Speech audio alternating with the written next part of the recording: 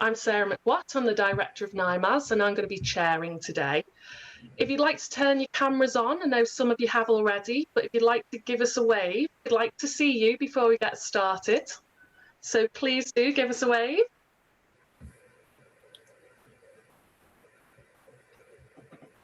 Excellent, okay.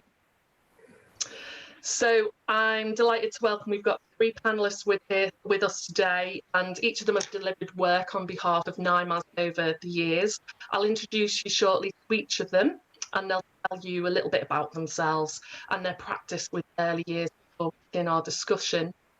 So just to give you a bit of structure for today, we'll be leading discussion until approximately 6:10, and then we'll welcome any questions from you to put forward to the panel.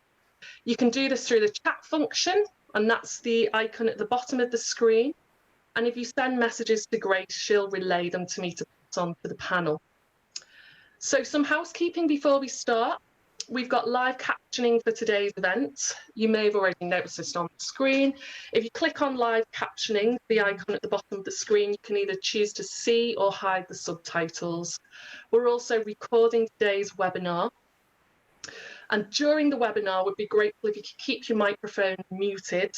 You can do this by clicking on the microphone icon, so it has a red cross in the corner of the screen. I'm sure you're all familiar with Zoom now, but just in case you aren't. You can also do this with your camera. So during the panel discussion, we'll ask you to turn your individual camera off so you can see the panel highlighted on the screen. So if you're happy to turn your cameras off now, I will introduce our panellists. Okay, first of all, Bryony Harris, would you like to introduce yourself? Oh, I've got to go first. Hello everyone, it's lovely to see some of your faces that I know and other people I don't. I'm Bryony, I am a musician and primary school music teacher, and I did the CME course last year, which is a fantastic course, and I've been delivering some early years work with NYMAZ up in Catterick last year. And yeah, I've got a Dalcroze Kadai sort of background, interested in the music and movement side of things, and yeah, making it fun and playful. Excellent, thank you. Rebecca Denniff. Hello, I'm Rebecca, and hello to everyone. There's certainly a few names there that I know, so hi to you. Yeah, I'm a community musician, music education specialist. I've been working in the early years for, as in a specialist capacity for about 15 years now, and most of that has been with NYMAZ in its many iterations. And I've got a Kadai background, just like Bryony. I'm really, really passionate about making sure that children can access music making, and there are no barriers to that. And you know, right up until the present day, right through COVID, I've been trying to make sure that I kept on doing that. So, yeah. Thank you. And last of all, but not least, Hannah Dilworth. Hi, everybody. Really nice to have seen you. And now it's just like we're talking to 3 people. But my name is Hannah. I'm based in Leeds. So we're just kind of into not in North Yorkshire at all, but we have done a little bit of work with NYMAZ in North Yorkshire. So I'm a musician and co-director of a charity called Made with Music. And we do lots of different events that promote access to live music for families. So it starts with early years and then going through to doing some schools work and then also doing some intergenerational work as well. And yeah, as Rebecca's just been saying, like trying to carry on doing that through COVID. So it's changed a little bit. Lots of it's online now, but we're going to talk a bit more about that later. Yeah. And of course, I think each of you have mentioned COVID. So that's the reason why we're all online here today. So our discussion will touch on COVID, but if you want anything more COVID specific, please do bring that up in your questions later on. So just to kick the discussion, can I ask each of you on the panel, what do you feel is music's role in the development of early years skills and learning? And is this role in development unique to music? Who's going to go first? Shall I go first? Go on, Hannah. Yeah, I mean, I think there's so much we could say, isn't there, about the early years development. I think like it's from 26 weeks or something that a baby in the womb can hear. And there's lots of different studies that talk about listening to music in the womb, and then does that affect the baby when they grow out, when they come out and they grow up. I think like life is kind of inherently musical, from like walking to a beat, learning to walk, and from tapping things out, and just the way we speak, like when we use a specific voice when we're talking to babies and to little children. I think it's called something like infant directed speech. Is that what it is? Infant directed speech, where we sing when we talk. When we see a baby, we often be like, hello, how are you? And use different ways. We do use a different way of talking to them. And I think that then as time helps their development of their language and their speech, and lots of other things, like using music helps with listening and turn taking. Yeah, does anyone else want to chip in? Yeah, I was going to say, yeah, all of that is such a great start. The to and fro of conversation is so reinforced by learning simple songs, and that kind of, I'm making a sound, now it's your turn, and I will make another sound, and children and their parents learning together to give each other space to be heard, which is such a simple thing but so profoundly important. And contextualizing words, you know, how many simple one word things do children learn just through parents naturally singing a line of a song and leaving the space for the last word for the baby to join in.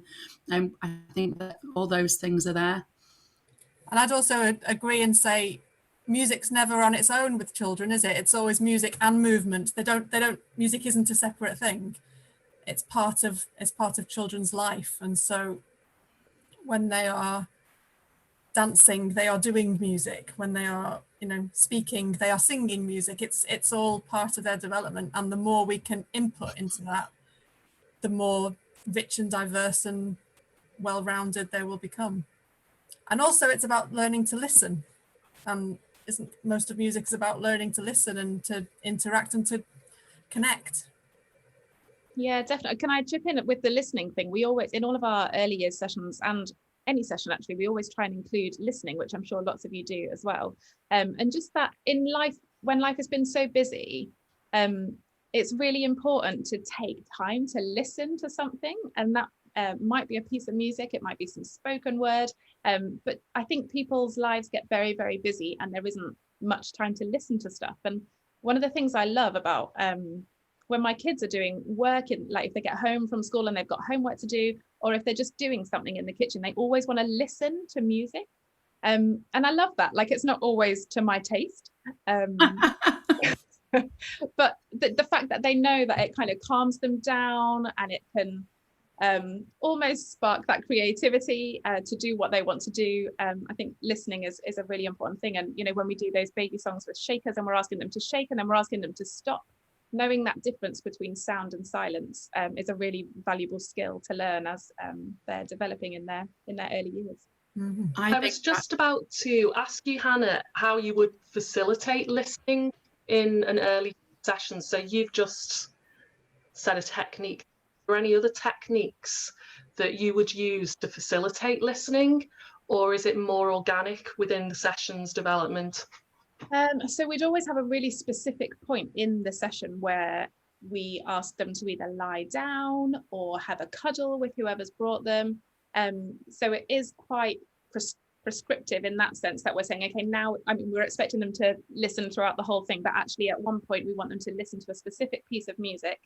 And it's normally a relaxing piece of music. Actually, we normally have it towards the end, not always, but normally towards the end. So they know that like the kind of arc of the session is now come to the end where we're winding down and we might listen to something that's relaxing. So it's quite directed that actually, okay, now we don't want you to join in with this one, we just want you to listen. And I guess when they're really little, that comes from the parents encouraging them to do that as well. But often you have to encourage the parents to do it as well.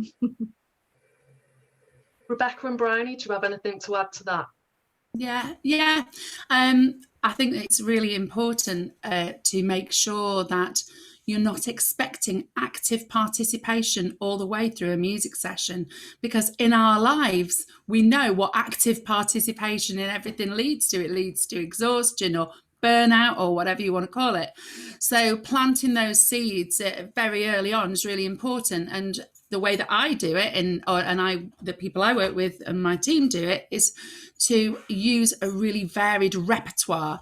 So make sure that you might be singing some really simple songs that you expect some participation in, but then, you might be moving into something more complex where the majority of the song, say something as simple as Sleeping Bunnies, you're not expecting them to sing that, but they have to listen still for quite a long time before you expect them to get up and respond. So even though it's not kind of the same as sitting down and listening in a very passive way, it's planting the seed to grow that attention span.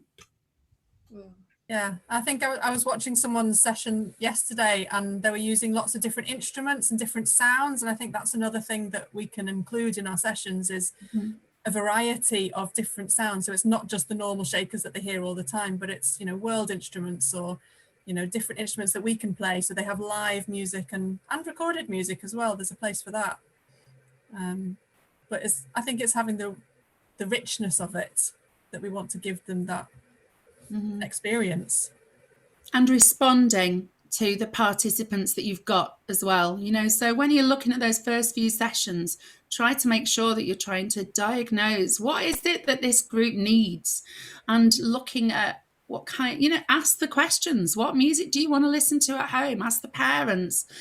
And then think about that and try to begin to curate your sessions around the participants and not around your own experience. Yeah, definitely. That's a really important point, actually, Rebecca, that we've started to do some work with the perinatal mental health team in Leeds. So we're working with mums that have got postnatal depression. And when we first start the sessions, they're really quite closed off and don't, obviously, for obvious reasons, they don't really engage very much with the session. But actually a way that we've kind of broke the ice with that is that we ask them what kind of music they want to listen to, and we'll try and include that in the session. So if they've got a specific song they want to sing that week, and we've carried on doing that through Zoom, actually, that just, have you got a favorite song that you like, a song that you like, not a nursery rhyme or anything, and we just include that in the session, and then they feel much more part of it. And I wondered if I'm allowed to ask already a COVID specific thing to the rest of you guys, but how have you found the listening over Zoom? Because we've found that a little bit tricky, and like you were saying about some kids not engaging for the whole session, which is absolutely fine in real life and on Zoom as well, but it feels like even more so that I have to keep reminding parents that it's fine if your kid isn't in front of the screen, like watching it the whole time. But yeah, have you guys got anything else to add, COVID specific for listening? I think you're right. I think that what I try to do is remember the kind of principles that I deliver face-to-face music sessions through, and try to reinforce, if it's parents and families who've worked with me previously or have accessed other face-to-face sessions, I will say, this is just another layer between us. I try to we're trying to normalize it, because actually for a whole cohort of children, this is normal. Okay, so for us, it may not be normal, for the parents, it may not be normal, but for the little babies, it's kind of normal. So trying to ease people's worries around, we actually don't want their child just to watch the screen. I would like them to be responding with the parent together. And it's a difficult conversation to have. It's easier if you've got people returning time and time again to the sessions, even easier if you've already worked with them face to face. I think so much of our work is about facilitating the relationship of the parent and the child anyway, isn't it? And I think that's even more important over online, because we can't physically be with the children. Yeah. How much do you think the parents' role has changed with events taking place largely online? Certainly at the moment, only online. Oh, that is interesting.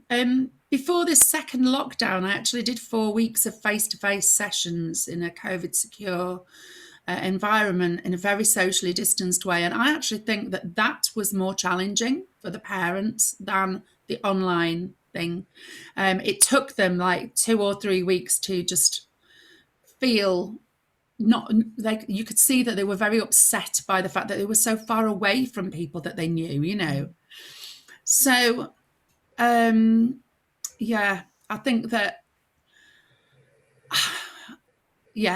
somebody pick up. I'm kind of, I think it has definitely changed a lot. I think there are some practical pros to doing things on Zoom. Like, some people are saying, well, obviously you can't go anywhere now, but when you could go out, there was a very high risk that someone would catch it, or you'd have a bubble burst, and then you'd have children at home.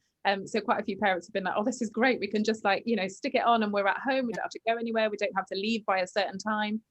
So kind of logistics and practical sides, I think that's great, and parents have appreciated that. But I think there is more effort that parents have to make now when they're in a session, that actually they can't rely on us as much. And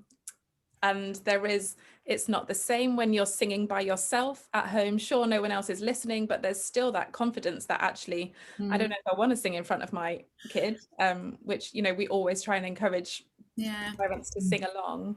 But yeah, there's much more responsibility of the parent to. I think Sorry, go on. I think that works in the opposite way as well, because I work with some very socially anxious parents who now I know are singing with their children where they would not sing in front of me or in front of the big group. So I think it is definitely one of those equally blessed and cursed situations. There are some participants for whom this is a really good way in, and I think we need to bear that in mind into the future. I know that now we will always have an online aspect to our work, because actually for some people it's very inclusive, and then there are those other people who actually just needed the human contact, and for them it's you know. Do you feel like there's anything that's been particularly successful in boosting confidence singing or participating for parents online?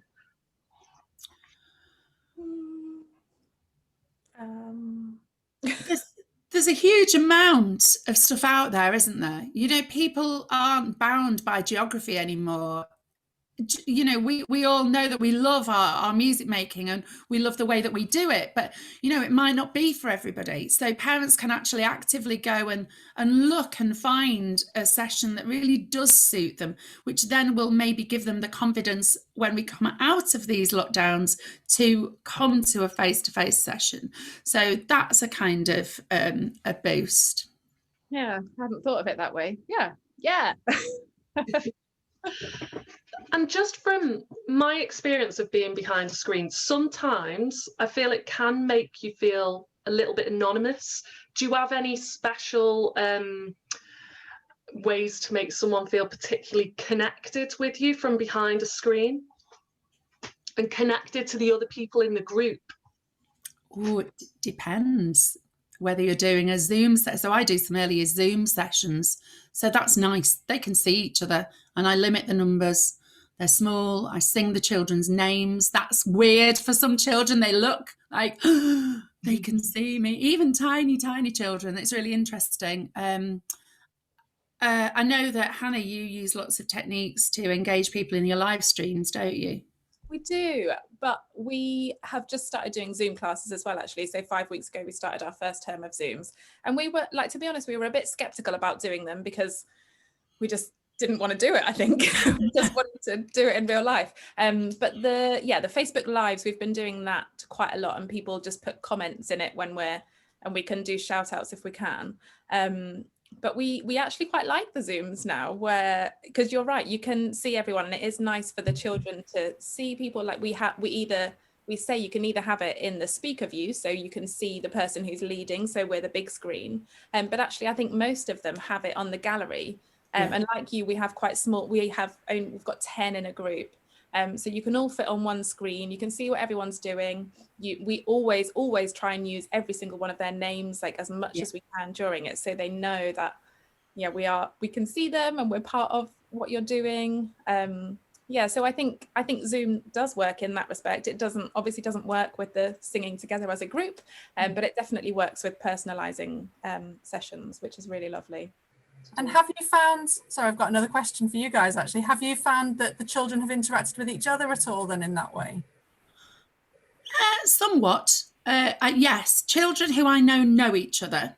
So I have one little cohort of children who know each other. They're very young, but they've been in face-to-face sessions with each other. So they recognise each other's names. And yeah, I've watched. So one child will pick something up on one screen and I'll see the other child pick up the same thing. So it's like, well, I've got a shaker and you've got a shaker, and that won't be instigated by me at all.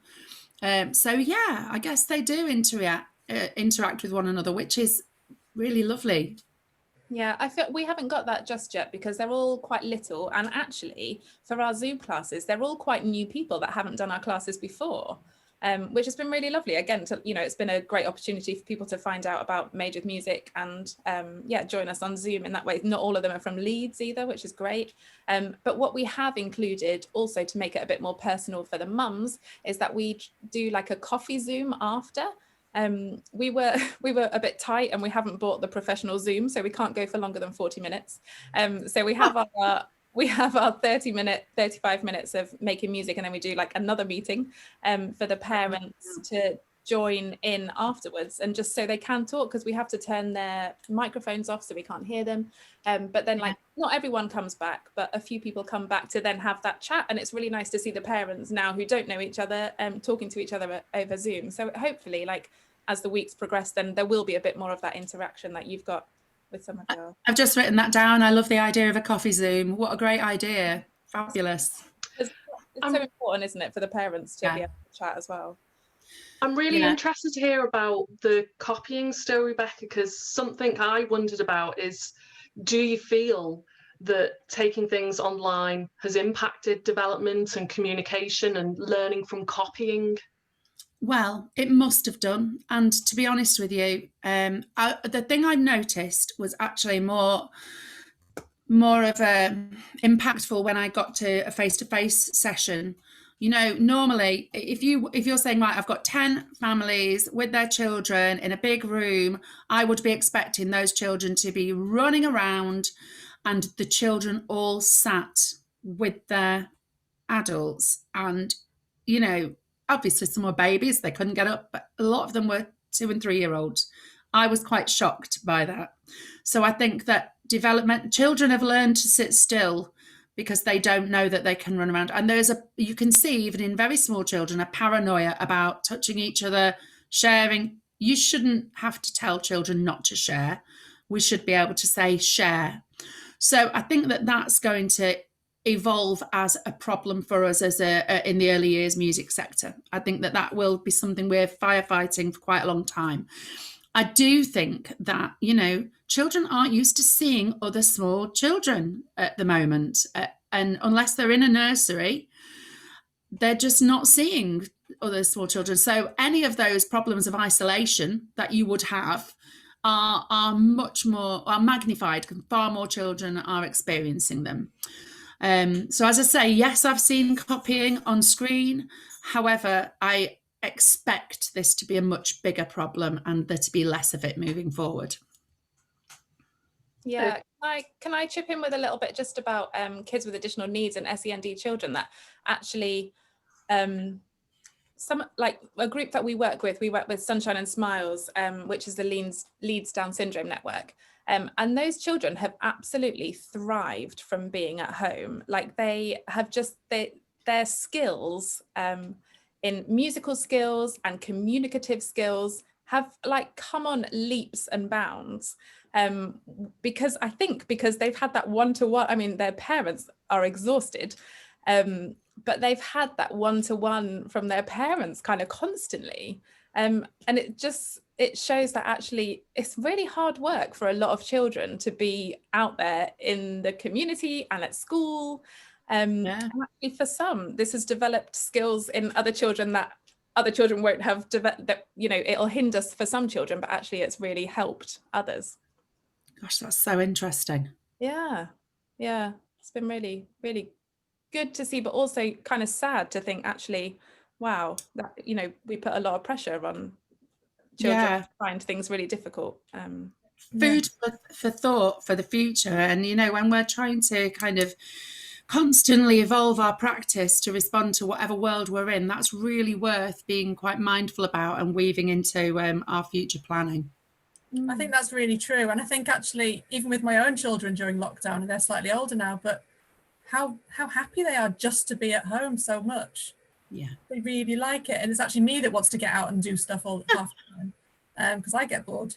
But they're really happy with just that really basic family and routine. And, you know, I think actually maybe in our sessions, that's something to bear in mind, that they really like the simple and the familiar and, you know, the routine of it.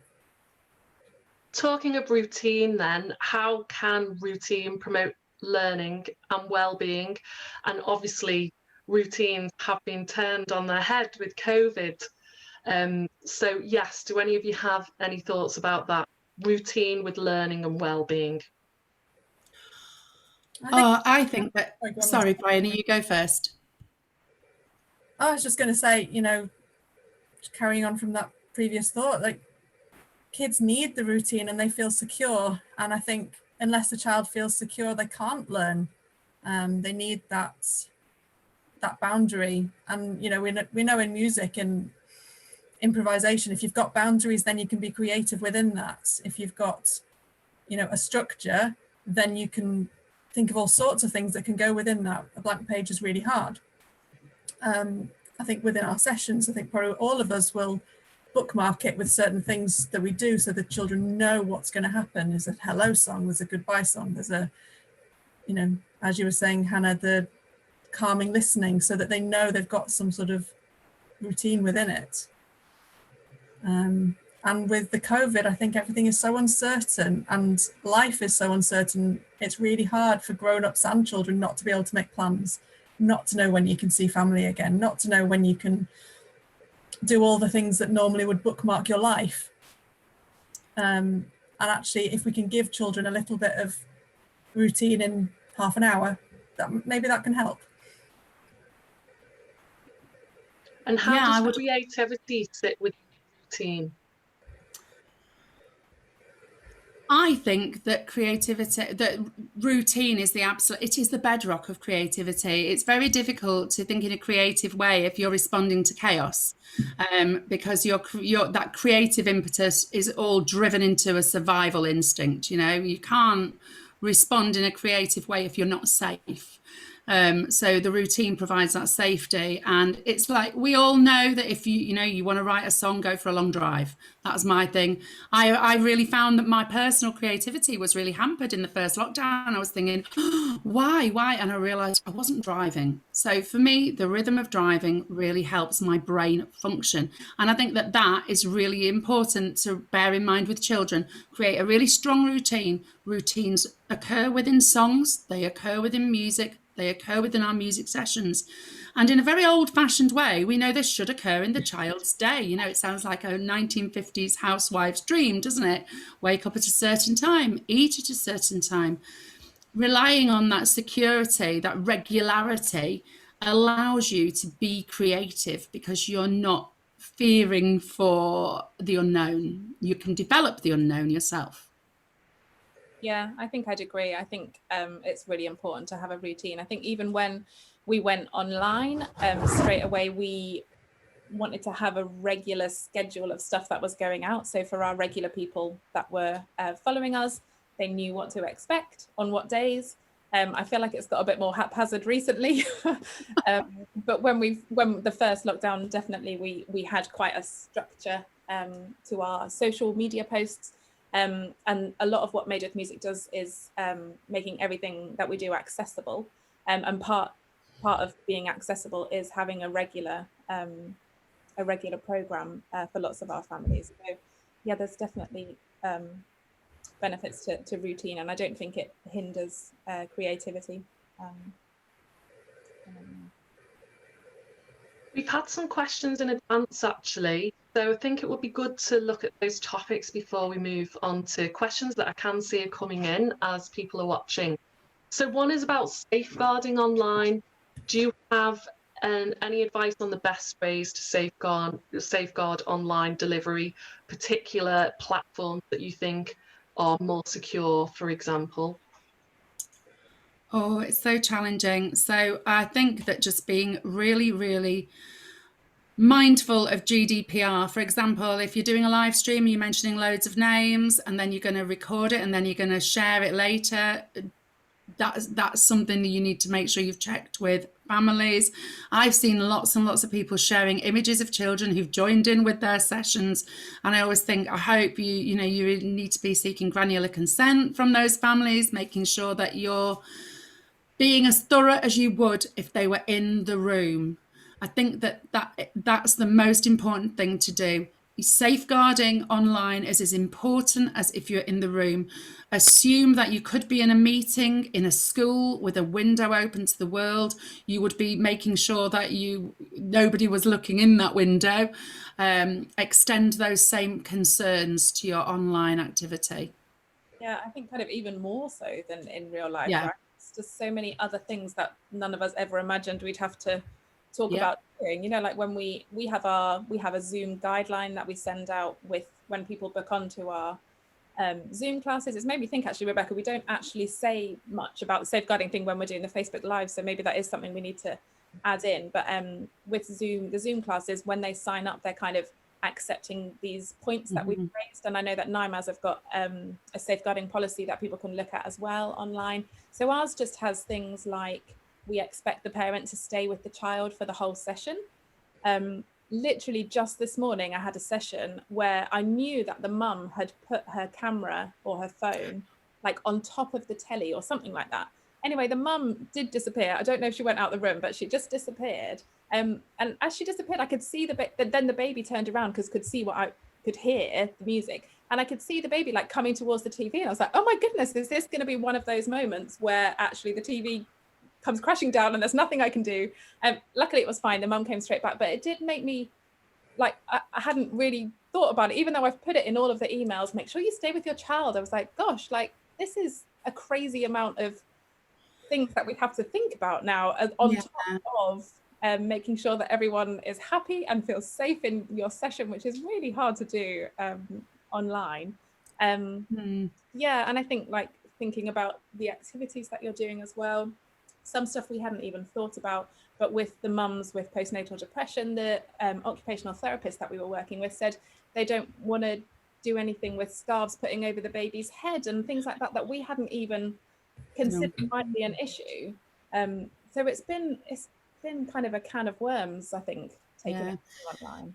I think one of my big concerns has been actually families just not realising what I can see. I know I'm a safe person. They don't really, you know. And I had one family who was following her child around her house with the phone. So it's like, no, you can see she's still joining in. And I got a tour of parts of her home that I maybe wouldn't have wanted. And, you know, and I just thought, you know, that's a difficult thing to articulate, isn't it? And if we start giving too many rules, then we're going to put people off. So it is treading a very fine line. So we've got to accept that we're being invited into people's homes in a way that we would never, ever be invited into their homes. So we have to kind of elevate our levels of discretion and thoughtfulness. We actually have put together a PDF resource if anybody wants to look at that. We've also got a 2-part webinar that's led by Cliff Manning, who previously led on digital engagement for the Children's Commissioner for England. You can also find him on Twitter at Cliff Manning. He's a great expert at safeguarding online with education. It's not early years specific, but a lot of it can be transferred to an early years context. So I know that Grace is going to share that link in the chat for you. Bryony, do you have anything to add to that before we move on to the next question? Yes. Great. So we've got some questions on creative activities without singing. So questions come through. How can we develop communication skills without singing and through musical conversations instead? Ooh.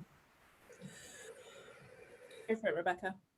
Well, it's a tricky one in the early years, isn't it? This is really tricky. And I guess this is a question really based around being in a setting and not encouraging the children in a setting to sing. So you could working with rhythm, copying patterns. That's the kind of thing that I've been thinking about more. So, you know, just kind of like doing I'm tapping here and then I'm tapping here. So little copycat games and then freezing and then getting back into it. So there's a lot that you can work on with that. If you're looking at children in the kind of 2 to 5 age bracket, you can use all sorts of props that are just around your setting that you've decided are safe. I know that different people have been using cups and impromptu claves and things. So those are the kind of things that you can do. It's really difficult because there are all sorts of different guidelines around singing. And actually now, obviously, we're in a lockdown, but the guidelines around singing in settings are not quite, you must not ever do it. So I would urge people, if they were working in a setting where the setting manager said, no, you're not allowed to sing, I would gently draw them to the actual guidelines around singing, which don't prohibit it in any way as much as we might fear they do. Yeah, I think we need to remember that we're not singing like an opera singer. We're not really projecting. You may be in your settings, but we're not in ours. So there is a difference, and you, yeah, like Rebecca says, you are allowed to sing at the moment. So yeah, I think.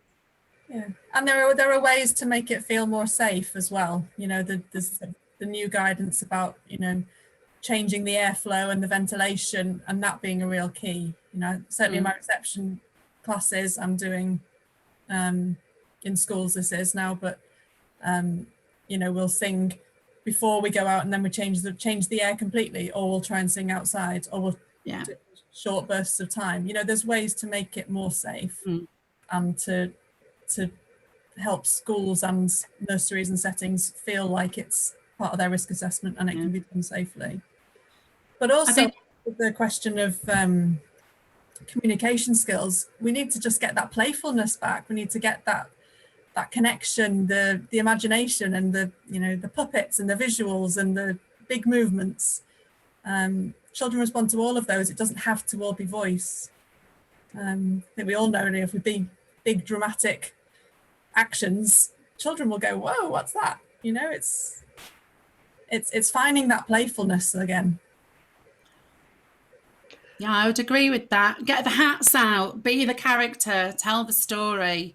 Hats are the best thing if you want to just convince children that you're suddenly someone different. They'll go along with that. They will just go along with it. So the next question is back to online. Do you have any advice for the best way to charge to still gain an income from online work? And how do you put a value on that online work? It's difficult. I can't remember if we'd said this as part of the panel or in the pre-discussions, but there's so much out there, isn't there? Like, it's really, and there is stuff out there that's free. I think you definitely shouldn't undervalue your role as a music educator in the early years. I think it's really important, and I think you can definitely charge for it. We've been doing free stuff since March, and it's getting to the point where I don't think we're going to do the free stuff anymore, because also it's all still available online. So actually, if people want to access stuff, they can. I think we're going to, now that we've had quite successful Zoom classes, I think we're going to start charging for people to attend. I mean, it's difficult. We don't charge as much as we do in real life. We don't have the room hire, things like that, but we do also need to cover people's costs for leading. So yeah, I don't know, it's tricky. I would agree with that. I charge a little bit less. We charge a little bit less for online sessions. So we've done various things. We use PayPal, and we toyed with Eventbrite and various things, but we just used PayPal, which obviously they take a little fee, but it means that I can see exactly who's paying and when, because we always try to make sure that people who cannot pay don't have to, maybe at a cost to us, but if people wouldn't come because they can't afford it, they might as well come and not pay, would be my strong feeling. So it just gives us a good handle on it. But we've also done other fundraisers. So we've done various things where we've let people know, look, this is fundraising to support these things happening.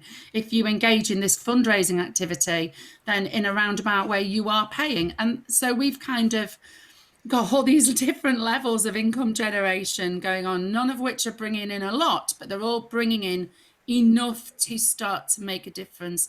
And we did do a big Just Giving in the summer, and we didn't get huge amounts of money, but we got about £700, which for us was like amazing.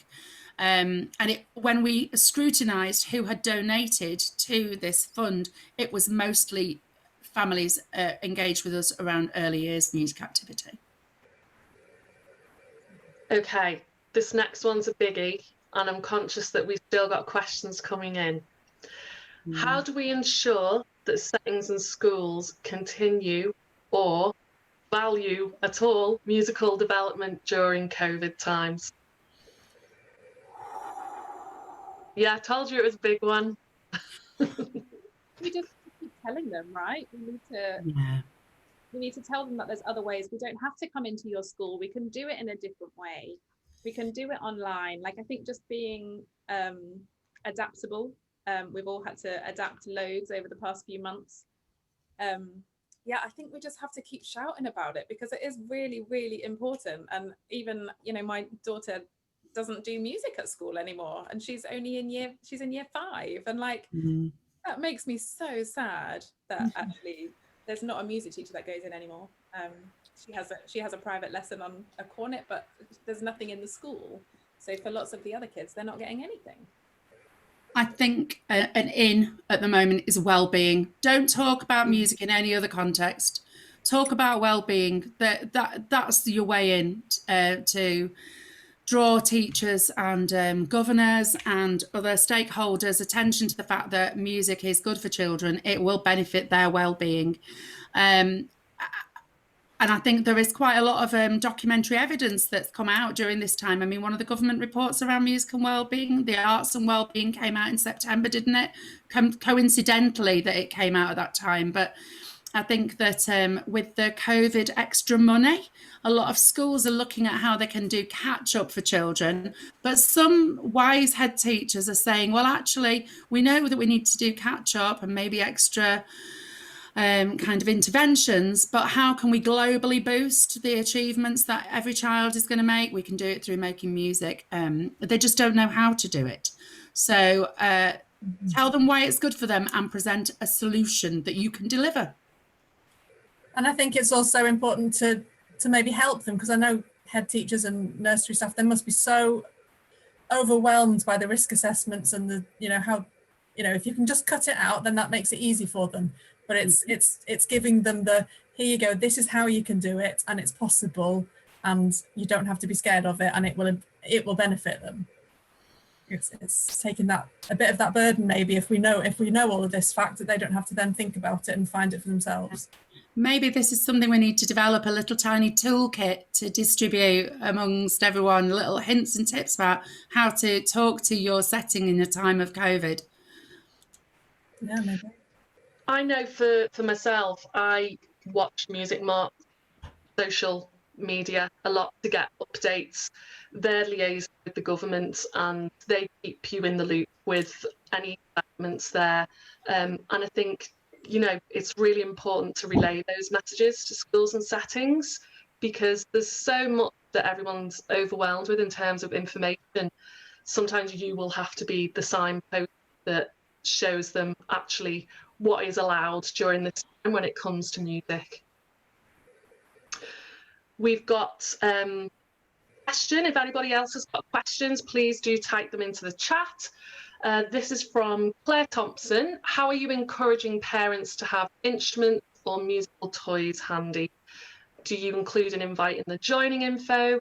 And do you find most families have instruments or props available? We always have an alternative. So like if you haven't got a shaker, you can use a spice thing from the cupboard. If you haven't got claves, you can use sticks from the garden. So I think we always try and do things like that, that actually you don't have to have instruments. I think most families do at the moment who are engaging with our work. We've got, like, we did actually try to make some money for the charity through selling things on our website, which hasn't actually gone to plan yet, but we have, so we offer, if people have booked onto the Zoom, they can buy like a shaker and some claves and a scarf from our website at like a discounted cost. So we've done that to make it more accessible, but I think it's always good to have a different option, isn't it? They don't have to have the instruments. You can make music without having the stuff. Yeah. You just need your body and some enthusiasm. I've been plundering the kitchen. I use the wooden spoons out of my own kitchen and the bowls out of my own kitchen and the pans and all that sort of thing. And, you know, they look like they've just come out of my kitchen as well. I'm not like, I've just bought these nice brand new dishes that have never seen the stove or the sink. And that's really nice because people have generally got a spoon and a bowl. And I kind of try to tailor the songs that I choose to songs where they might have their own things. And I might say, because a lot of the work that I do is very responding to the seasons and what's happening outside, I might say, I've got some leaves here and I'm scrunching them, or look, I've got an apple. Have you got an apple in your house? And sometimes I'll let people know in advance that that's what they might want. We've also had a question about monitoring attendance. How do you do this when you're delivering sessions online? I think it's easy if you're doing it. If people are booking on to like a term's worth of stuff on Zoom, then I think that's quite easy to monitor attendance. I think it's really difficult if you're doing like a Facebook Live or something, because also the numbers show at the time when there might not be very many people watching, but then by the end of the week, then lots of people have watched it. But you don't know if they've watched, well, they give you some stats, don't they, about like, have they engaged for more than 3 minutes or 30 seconds or things like that. So I think with the live stuff online, it's really difficult, but I think it is quite easy to monitor with Zoom classes, would you say? Yeah, and if you're Zooming to a class and you're trying to work out which children have engaged, so say I'm Zooming into a setting, I would just be talking to the staff and saying who's in, who's not, and if I needed to know, if it was within my remit to have that information. But yeah, attendance is quite easy to deal with on a Zoom. Bryony, do you have anything to add? Not really, because I've been I've avoided the online thing so far. I've been doing the school's work and that's kept me going. So I mean, there's a different question around encouraging attendance, and actually you can encourage an attendance online in a way that you couldn't possibly do in real life, in a face-to-face. You can't go around to everybody's house just before the session and knock on their door and make sure they're on the way out. But if it's a Zoom, you can ping them messages and say, it's going to start soon, are you coming in?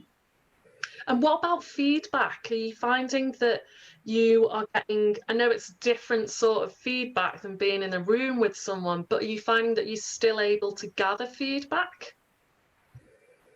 Yeah, I think, yeah, I think it's in a way that you couldn't do before. Like, it's quite easy for people to put something in the chat while you're doing a session, or everything is emailed. There's an email that goes out before every single session, so if they want to reply about something, then they can. I feel like we've got more contact with people that have booked on now than we did in real life, which maybe isn't a good thing. But yeah, I feel that parents are much more inclined to give me feedback because they're engaging with me digitally, so they'll give me feedback digitally, whereas if it was I'm coming in, I'm sitting down and I'm walking out, I have to approach people for feedback, but say if it was a project that I was going to evaluate because I was being funded for it, I would have a wealth of stuff, because parents will they'll even send you little bits of video. Look, it was when you were on the screen and this happened, and that I would never have got. Yeah, and also I don't know if we've always been open to feedback and like critical constructive criticism, but I think people are really more like, happy to give it, because this is new. So you're kind of saying, look, I know this isn't perfect. Is there anything that we could do that would make it better? So because it's new for everybody, I think everybody is more likely to be a bit more truthful about what they want in a session. We're into the end of the hour now, so just before, it's gone so quickly, just before we do draw to a close, I'd be really interested to hear from those of you, Hannah and Rebecca, who have worked online. Rebecca, you mentioned that you will certainly keep some aspects going forward.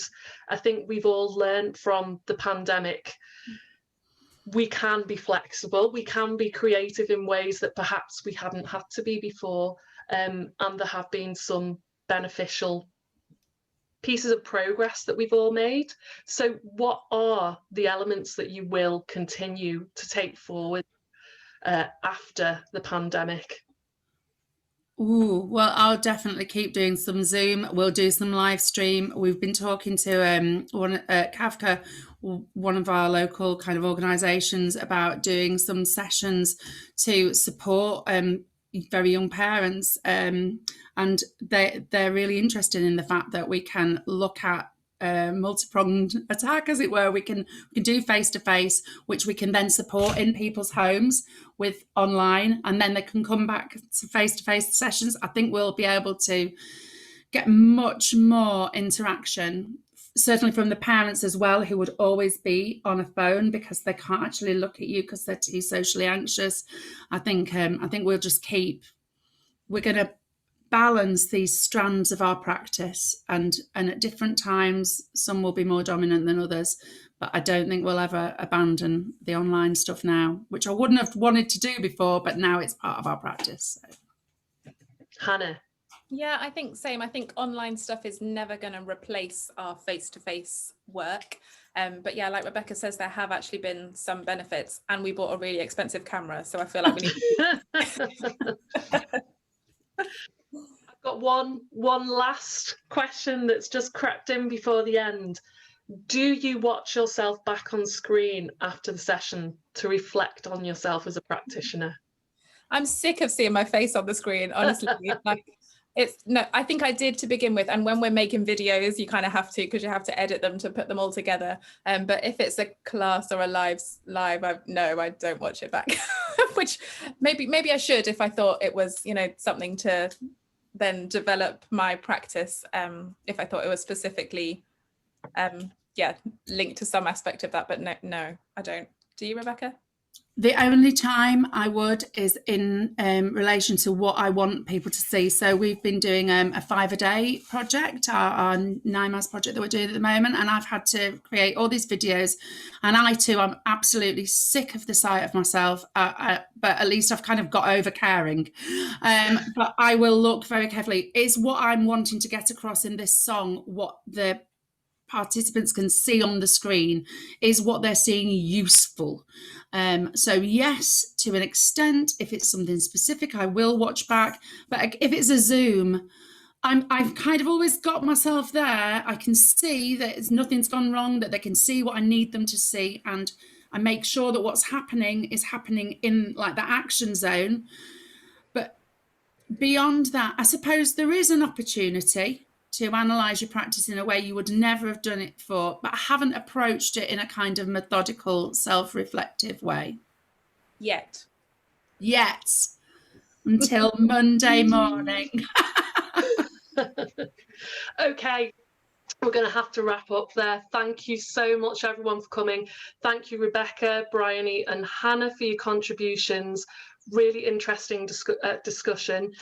This will be available on the Early Years Network page on our website, and Grace will share that link in the chat. For those of you that aren't network members, it's £10 for the year, including a songbook, access to resources, news about upcoming events, webinars, discounted conference tickets, and free CPD sessions as well. So do promote it to friends if you found this useful as well. Invite them to join the network and watch. If you keep checking our socials, and if you are a network member, we will email you about the next event in January. We hope to have a date firmed up for a January webinar and CPD workshop.